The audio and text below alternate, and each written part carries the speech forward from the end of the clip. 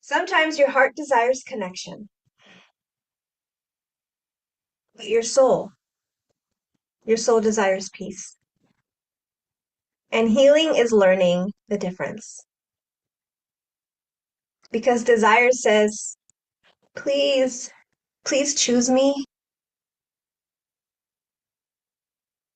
But devotion says, I finally choose myself. I choose myself.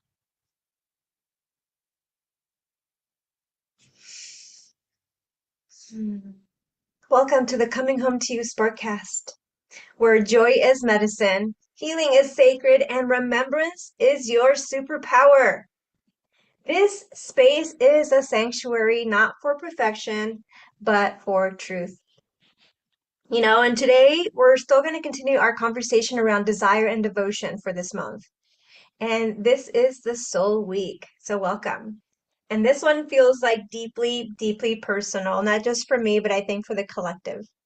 Because I think many of us have spent our whole lives confusing longing with alignment. Wanting connection so badly that we abandon ourselves just to try to keep it. Does that sound like you?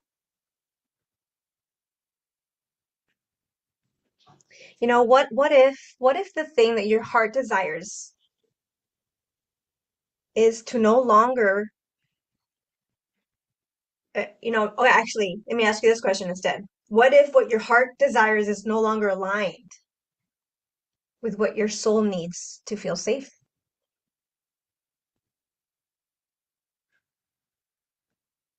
So here's a story of what I've recently come to terms or recognized or become aware of.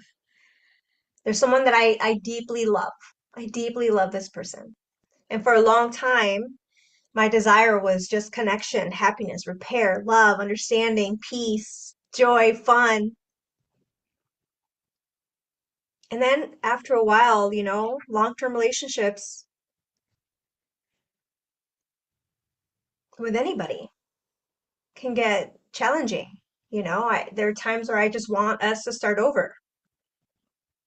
I want to feel chosen. I want to feel safe, seen, met, forgiven. But recently, the realization that I have had is that the version of connection I was craving require me to betray myself over and over and over again. To stay quiet, to shrink, to people please, to tiptoe, to abandon my truth, to override my actual intuition, even to make myself smaller so that someone could feel comfortable and stay comfortable around me. And for too much of my life, I called that love. I called it love, but it was fear wearing a cape and calling it love. It was survival, survival for the fittest. That's what it was. It wasn't love.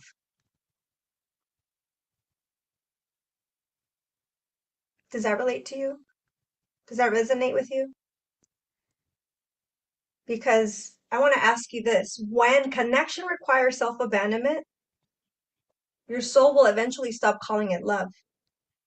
Is that you? So where in your life have you mistaken emotional survival for love? Where? And what's interesting for me is this. My soul. My soul knew before my mind even could catch up. My body would constrict. Yeah, I would find myself becoming like super hyper aware, like extra careful, managing my energy, managing my reactions, my words, my opinions, not expressing my truth, definitely managing and controlling this my safety. But I was no longer showing up as myself. I was showing up as a version of me that I thought would avoid conflict, avoid rejection, abandonment, judgment, criticism. And that's the moment. That's the moment I was just like, something has to change. Something has to change. This is not sustainable. Because the moment you stop feeling safe to be fully yourself, your soul really starts asking for more.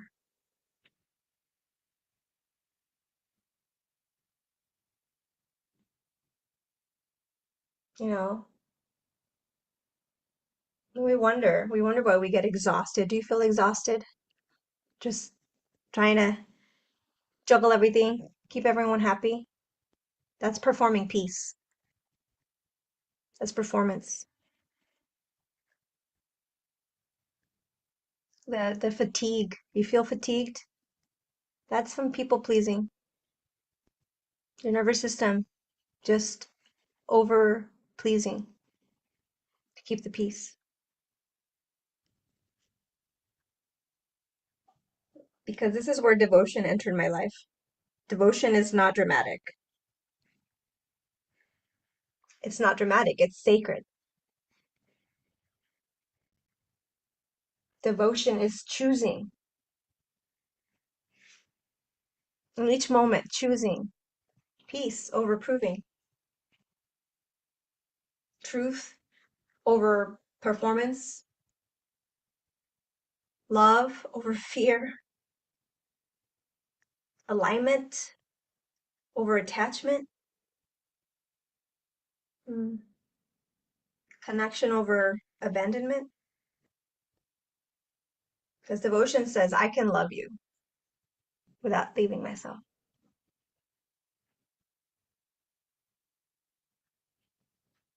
That changed everything for me.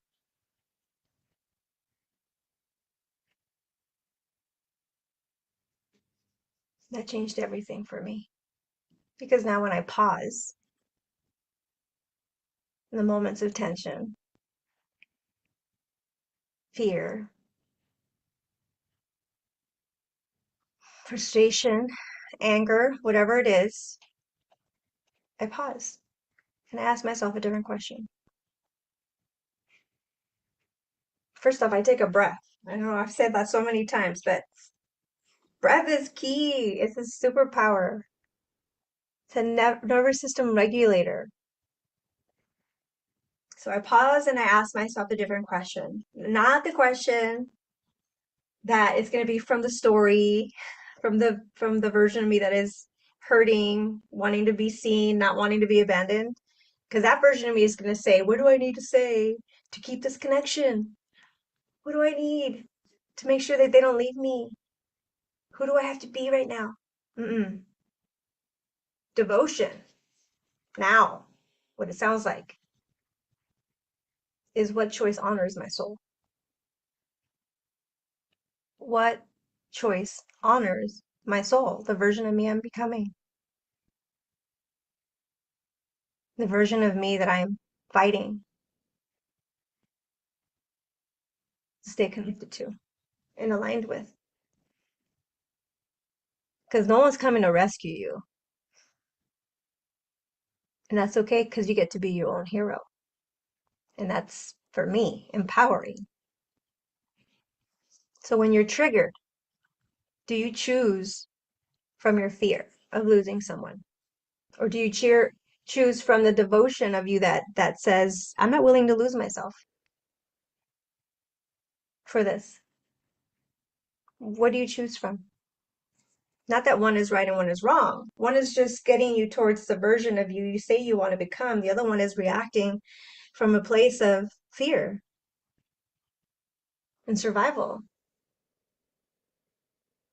So I'll ask you again, when you're triggered, do you choose from fear of losing someone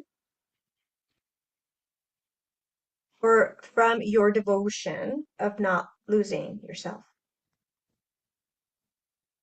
Desire reaches outward for validation. It looks outside itself. But devotion roots inward in truth, in alignment, in values, in worth, self-love, self-respect, self-trust. You know, when I started doing that, I'm not getting it right all the time, but it's practice.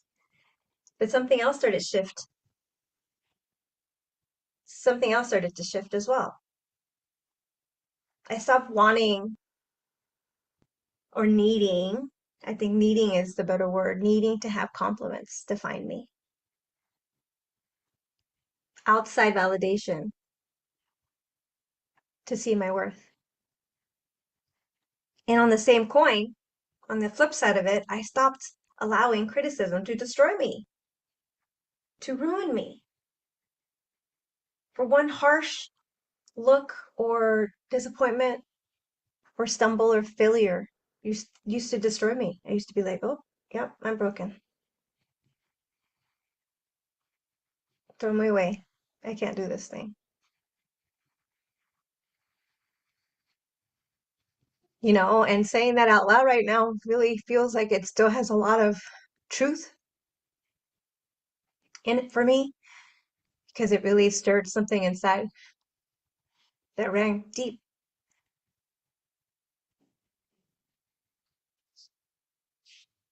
But the truth is, if you're not staying centered when you get a criticism or when you get a compliment, you're not staying in you're abandoning yourself because they're both distractions from your self-trust, from your inner knowing. One inflates ego, the other one wounds it. One inflates ego, the other one wounds it. You notice who's in the middle is your center, your truth. Because sovereignty is going to stay centered regardless of which direction your life goes. And the monks are really great at this, staying centered. They don't get overly emotional about either thing. And now I understand why. Now I understand why, because they're both still operating from ego. One that gets inflated and the other one that gets wounded.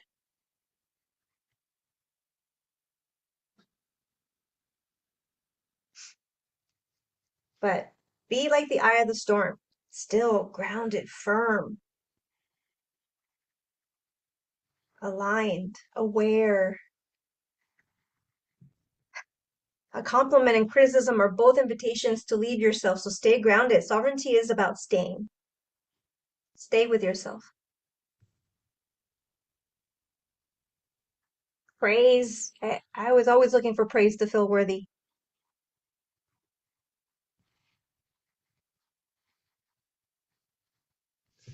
And because I didn't get it, I found the evidence and the proof of how I was not worthy. Because I heard all the criticism and judgments of how I was getting everything wrong.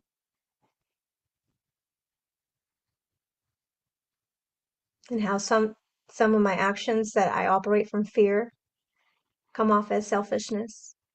They come off as anger. But really underneath that is fear. Fear of being abandoned, fear of not being good enough, fear of never getting it right, fear of being abandoned, not lovable, not enough.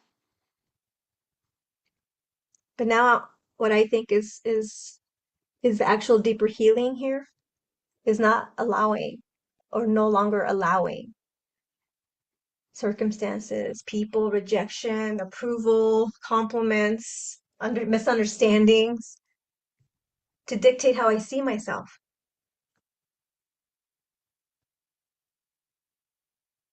That's a deeper healing. Is that what you want? Is that what you're looking for?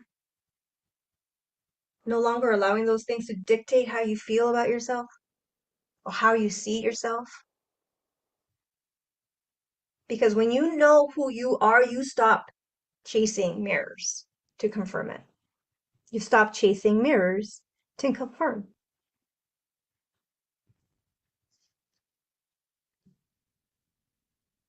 Healing is no longer needing to need praise to feel worthy. Healing is no longer needing praise to feel worthy or criticism to feel broken. Not enough. Because who you are, without the need to prove, perform, defend, or to be validated. Who are you?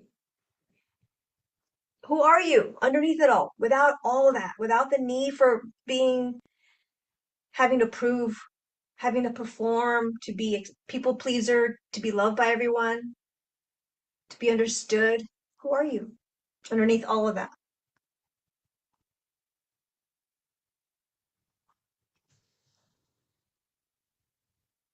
Take a deep breath in with me here. If you feel safe, you can put your hand on your chest and close your eyes and just think about who you are underneath all of that, all the expectations, the worry, the fear.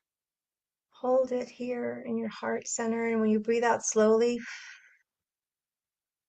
feel yourself letting go of the need for validation and the fear of judgment. Let it all out. Know that you're firm and knowing and trusting who you already know you are, so that you can stay like a bamboo firm planted in your knowing, in your truth. And then ask yourself, what does your soul desire in this moment? What is it actually desiring right now? And what are you truly devoted to? What are you devoted to in this moment now, moving forward? Awareness was the step. Listening. And now it's about what you're devoted to. And then ask yourself, what version of me am I no longer willing to abandon? What version of me am I no longer willing to abandon? For anyone, including yourself. Because maybe love was never supposed to cost you yourself. Love was never meant to cost you. Maybe the deepest boundary of all is finally deciding,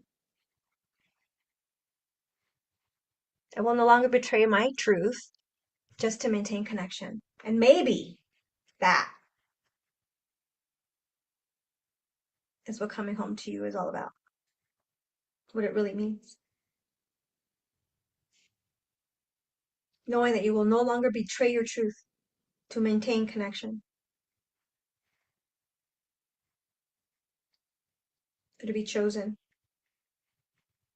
Because the soul doesn't ask, will they stay? Will they stay if I do this? The soul's not going to ask that. The soul wants to ask, will I stay true to myself if they do? That's the question you should be asking yourself. And that's the difference between desire and devotion at the soul level. And right now it's 11:11.